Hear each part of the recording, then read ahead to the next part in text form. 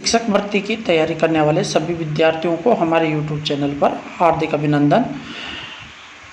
विद्यार्थियों, मैं आपके लिए कुछ महत्वपूर्ण प्रश्न रोज़ अपलोड करता हूं। आज के इस क्रम में पहला जो अपना महत्वपूर्ण प्रश्न होगा वह है, उसके बारे में देखिएगा कि किशोर अवस्था की अवधि होती है।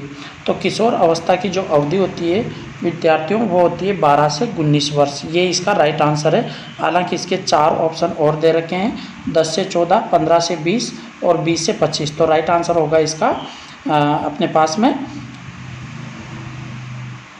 12 से 19। अब अपन नेक्स्ट क्वेश्चन की तरफ बढ़ते हैं। क्वेश्चन नंबर 2 है, इसके लिए देखिएगा। इसमें कहा गया है कि सामान्य रूप से बालक किस आयु में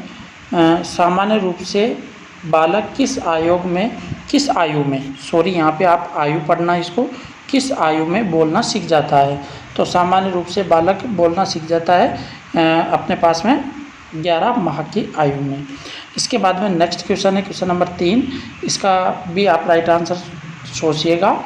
बालक सबसे पहले कौन सी भाषा सीखते हैं। तो राज्य भाषा, राष्ट्रीय भाषा, मातृभाषा, सांकेतिक भाषा। तो बालक सबसे पहले जो भाषा सीखता है वह है उसकी मातृभाषा। कौन सी है? मातृभाषा। नेक्स्ट क्वेश्चन है आपके पास में, जिसको देखिएगा। नेक्स्ट क्वेश्चन में आपसे कहा गया है कि बालक कक्षा में प्रश्न पूछता है, उचित रूप से इसका अर्थ है। उचित रूप से इसका अर्थ है। तो इसके अंतर्गत अपने को ऑप्शन दिए हैं, बालक शरारती है, और दूसरा इसका ऑप्शन दिया है बालक जिज्ञासु है, तीसरा ऑप्शन दिया है बालक असामान्य है, और चौथा ऑप्शन दिया है बालक प्रतिभाशाली है। तो यहाँ पे विद्यार्थियों आपका राइट आंसर होगा बालक जिज्ञासु है। कौन सा होगा? बालक जिज्ञासु। बी ऑप्शन इसका राइट होगा। अब नेक्स्ट क्वेश्चन है, क्वेश्चन नंबर 5। इसके लिए भी आप देखिएगा। इसमें आपसे कहा है कि निम्न में से किस का अर्थ आकार बढ़ने से है। तो किसका अर्थ आकार बढ़ने से है? पहला ऑप्शन है विकास, दूसरा है परिपक्वता, तीसरा है उन्नयन, और चौथा है अभिवृद्धि। तो इसका राइट आंसर होगा अपने पास में अभिवृद्धि से। तो आकार बढ़ने का अर्थ होता है अभिवृद्धि से। क्वेश्चन नंबर 6 है, इसके बारे में देखते हैं। क्वेश्चन नंबर 6 में क्या कहा गया है अपने से, देखिए विद्यार्थियों। क्वेश्चन नंबर 6 के अंतर्गत अपने से कहा है कि शेषावस्था की मुख्य विशेषता नहीं है।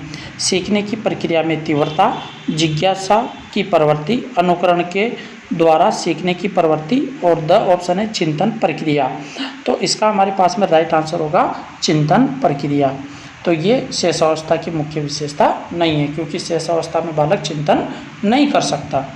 अब नेक्स्ट क्वेश्चन है आपका, मानव विकास को क्षेत्रों में विभाजित किया जाता है जो क्रम है। अर्थात मानव विकास का जो क्रम है, विकास की जो क्षेत्र का क्रम है, वो क्रम अपने को यहाँ पे बताना है। तो 4 इसके ऑप्शन है, संवेगात्मक या संज्ञानात्मक, आध्यात्मिक और शारीरिक। पहला ऑप्शन तो है। दूसरा है मनोवैज्ञानिक, संज्ञानात्मक, संवेगात्मक और शारीरिक।